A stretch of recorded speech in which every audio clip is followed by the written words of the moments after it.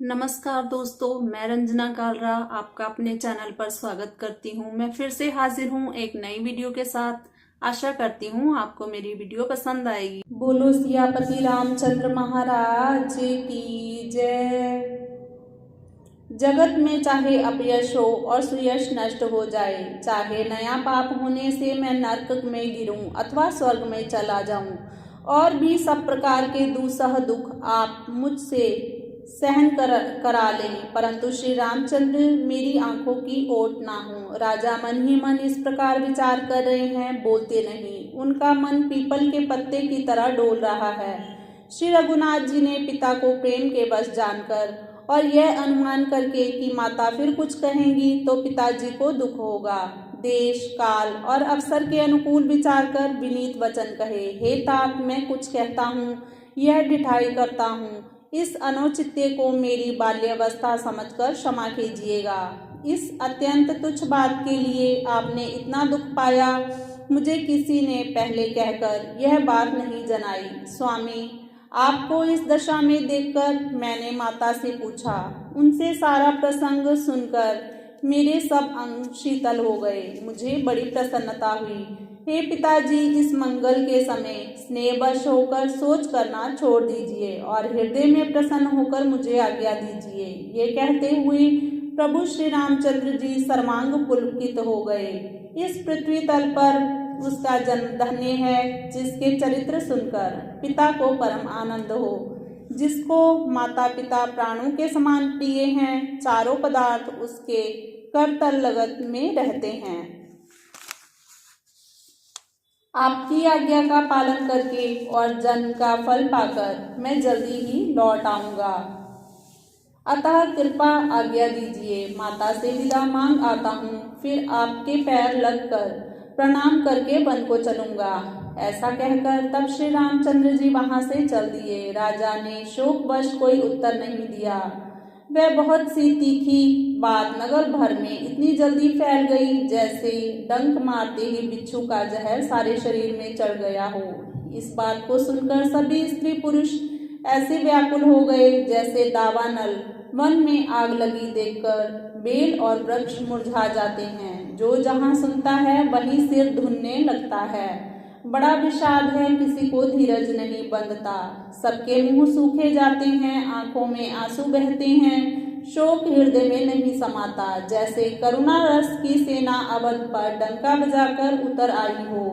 सब मेल मिल गए थे, सब संयोग ठीक हो गए थे। इतने में भी विधाता ने बात बिगाड़ दी। जहां तहां लोग कैकई को गाली दे रहे हैं। इस पापिन को क्या सूझ पड़ा जो इसने छाए घर पर आग रख दी।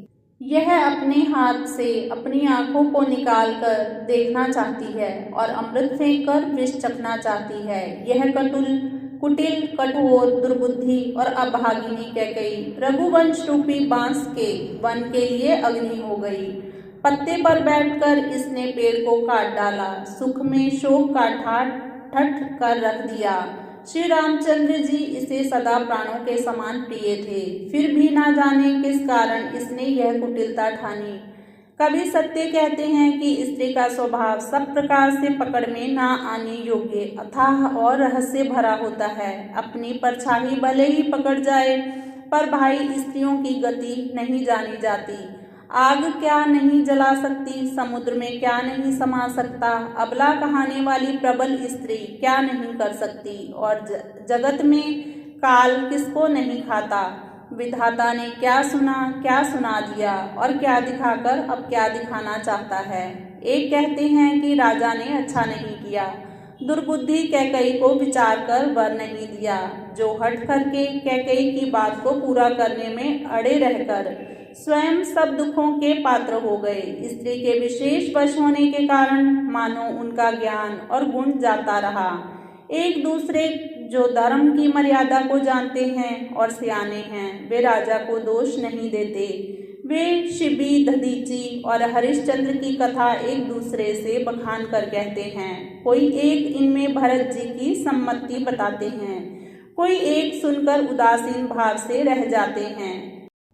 कोई हाथों से कान मूंदकर और जीभ को दांतों तले दबाकर कहते हैं कि यह बात झूठ है। ऐसी बात कहने से तुम्हारे पुण्य नष्ट हो जाएंगे। भरत जी की को तो श्री रामचंद्र जी प्राणों के समान प्यारे हैं। चंद्रमा चाहे आग की चिंगारियां बरसाने लगे और अमृत चाहे विष के समान हो जाए, लेकिन भरत जी स्वप्न में भी कभी श्री राम जी के विरोध में कुछ नहीं करेंगे। कोई एक विधाता को दोष देते हैं जिसने अमृत दिखाकर विष दे दिया। नगर भर में खलबली मच गई। सब हैरान होकर सोचने लगे। हृदय में दुस्सह जलन हो गई। आनंद उत्साह मिट गया। ब्राह्मणों की स्त्रियां कुल की माननीय बड़ी बूढ़ी और जो कैकेयी की परम प्रिय थी, वे उसके शील की सराहना करके उसे सीख देने लगी, परंतु उसको उनके वचन बाण के समान लगते हैं। वे कहती हैं, तुम तो सदा कहा करती थी कि श्री रामचंद्र जी के बराबर मुझे भरत भी प्यारे नहीं हैं। इस बात को सारा संसार जानता है कि श्री रामचंद्र जी पर तो तुम स्वाभाविक ही स्नेह करती रही हो। आज किस अपराध से उन्हें मन देती हो? तुमने कभी सौतिया डाह नहीं किया। सारा देश तुम्हारे प्रेम और विश्वास को जानता है। अब कौशल्या ने तुम्हारा कौन सा बिगाड़ कर दिया जिसके कारण तुमने सारे नगर पर वज्र गिरा दिया? क्या सीता जी अपने पति श्री रामचंद्र जी का साथ छोड़ देंगी? क्या लक्ष्मण जी श्री रामचंद्र जी के बिना घर में रह सकेंगे? क्या भरत जी श्री रामचंद्र जी के बिना अयोध्यापुरी का राज्य भोग सकेंगे? और क्या राजा श्री रामचंद्र जी के बिना जीवित रह सकेंगे? हृदय में ऐसा विचार कर क्रोध छोड़ दो। शोक और कलंक की कोठी मत बनो। भरत को अवश्य युवराज पद दो, मगर श्री रामचंद्र जी का वन में क्या काम है? श्री रामचंद्र जी राज्य के भूखे नहीं हैं। वे धर्म की धुरी को धारण करने वाले और विषय रस से रुखे हैं, अर्थात उनमें विषयासक्ति है ही नहीं। तुम राजा से दूसरा ऐसा वर ले लो कि श्री राम घर छोड़कर गुरु के घर रहें। जो तुम हमारे कहने पर ना चलोगी तो तुम्हारे हाथ में कुछ भी ना लगेगा। यदि तुमने कुछ हंसी की हो तो उसे प्रकट में कहकर जना दो कि मैंने दिलगी की है। राम सरीखा पुत्र क्या बन जाने के योग्य है? यह सुनकर लोग तुम्हें क्या कहेंगे? शीघ्र उठो और वही उपाय करो जिस उपाय से इस शोक और कलंक का नाश हो। जिस तरह शोक और कलंक मिटे, वही उपाय करके कुल की रक्षा कर बह जाते हुए श्री राम जी को हट करके लौटा ले। दूसरी कोई बात ना चला। तुलसीदास जी कहते हैं, जैसे सूर्य के बिना दिन, प्राण के बिना शरीर और चंद्रमा के बिना रात, वैसे ही श्री रामचंद्र जी के बिना अयोध्या हो जाएगी। हे भामिनी, तू अपने हृदय में इस बात को समझ तो सही। इस प्रकार सखियों ने ऐसी सीख दी जो सुनने में मीठी और परिणाम में हितकारी थी, पर कुटिला कुबरी की सिखाई पढ़ाई हुई कैकेयी ने इस पर जरा भी कान नहीं दिया। कैकेयी कोई उत्तर नहीं देती। वे दुस्सह क्रोध के मारे रूखी हो रही है। ऐसे देखती है मानो भूखी बागिन हरिणियों को देख रही हो। तब सखियों ने रोग को असाध्य समझकर उसे छोड़ दिया। सब उसको मंदबुद्धि अभागिनी कहती हुई चल पड़ी।